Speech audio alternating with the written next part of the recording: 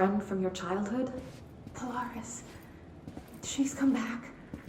After a long time, she's calling me. When you start a new game, you are treated to a mind-bending cutscene in the style of Twin Peaks or The X-Files. Very quickly afterwards, you take control of Jesse Faden and the story begins. Without spoiling anything, it gets you hooked. The first thing you notice when the game hands control over to you is how snappy and dynamic the controls feel. It feels like infamous Second Son, fast, tight, accurate. The maps, menus and user experience screens are all nicely laid out, making it easy to flip between the lore that you can pick up, and there's lots of it. Ritualistic touches go a long way. Singing to them. Did he say Flipping the singing? lights 3 times, that sort of thing. It's not superstition if it works. The voice acting and narration is simply outstanding. In many games I've recently reviewed, the voice acting steals the show, and it's no different here. Cutscenes are a joy to watch and listen to, and Courtney Hope, Jesse Faden's voice actor, is up there with the best. Going along with this, animations are some of the most polished I've ever seen. Conversations between characters have so much depth because of the small smirks and eyebrow raises that other games either don't do or do poorly, making characters, especially Jesse and Emily, pop with personality. Once you're introduced to things, you become the director of the Federal Bureau of Control. It's weird and nothing makes sense, but it's not supposed to. All you know is that the enemy is an enigmatic entity which you dub the Hiss, and it must be stopped. In gameplay terms, this means finding control points and cleansing them.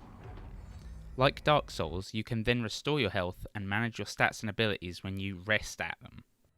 The points also act as fast travel hubs, allowing you to quickly navigate the world.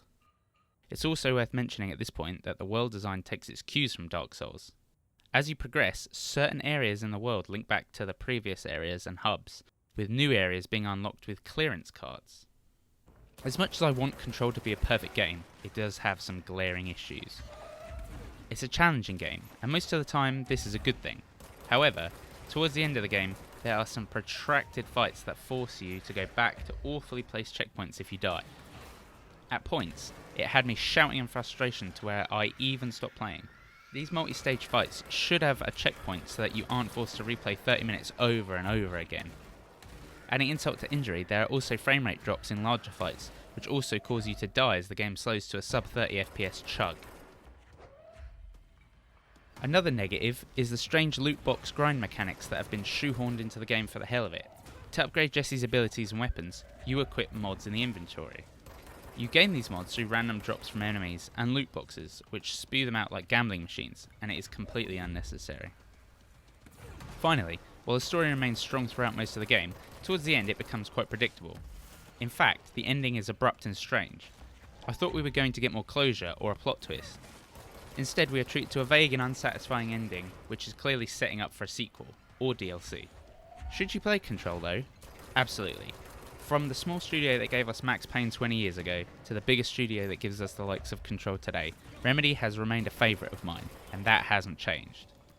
While it may not be completely perfect, Control is a great game which is certainly worth your time.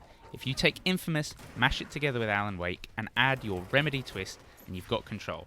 If that sounds appealing to you, then by all means go grab the game.